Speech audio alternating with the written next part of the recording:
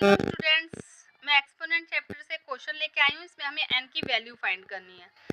n की value find करनी है। यहाँ 9 की पावर n है, या 27 के ऊपर की पावर n है, और यहाँ पर 3 की पावर n है। इसी की वैल्यू हमें फाइंड करनी है। आगे चल के देखते हैं कि आंसर क्या है।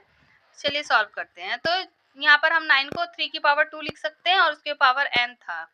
और यहाँ पर 27 को हम 3 की पावर 3 लिख सकते हैं, उसके ऊपर n पहले से ही था। और यहाँ पर हमने इसको एज इट इज उतार लिया है, और यहाँ पर 27 को हमने 3 की पावर 3 लिखा है। अब इसको हम सॉल्व करेंगे।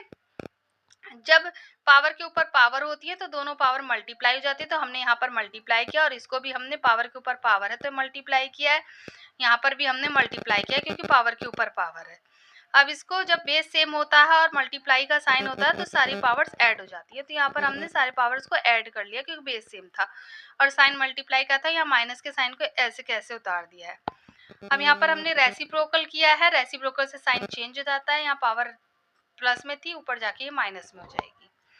अब यहाँ पर ऐड करने के बाद हमारा आंसर आया 3 की पावर 3n प्लस 2 माइनस 3 की पावर 3n हमारा बचा, और ये हमने एज इट इज यहाँ पर उतार लिया है। अब इसको हम सॉल्व करेंगे। इसको हमने 3n को हमने कॉमन ले लिया, 3 की पावर 3n को यहाँ पर हमने कॉमन ले लिया है।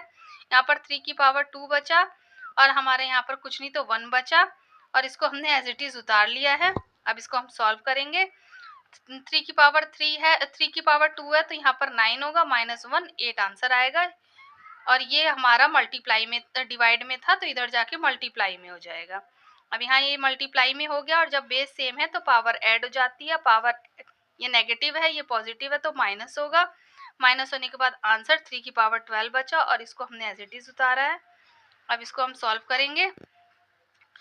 इसको सॉल्व करने पे हमारा यहाँ 8 था और 2 की पावर 3 है, तो इसको भी हम 2 2 जा 4 2 जा 8, तो हमारा यहाँ पर 8 आया। अब 8 से 8 कट जाएगा क्योंकि मल्टीप्लाई में था, तो यहाँ की डिवाइड में हो गया। अब हमारे पास बचा 3 की पावर 3n इक्वल टू 3 की पावर 12। अब 3n बराबर 12 है क्योंकि बेस सेम है, तो 3n बराबर 12 है।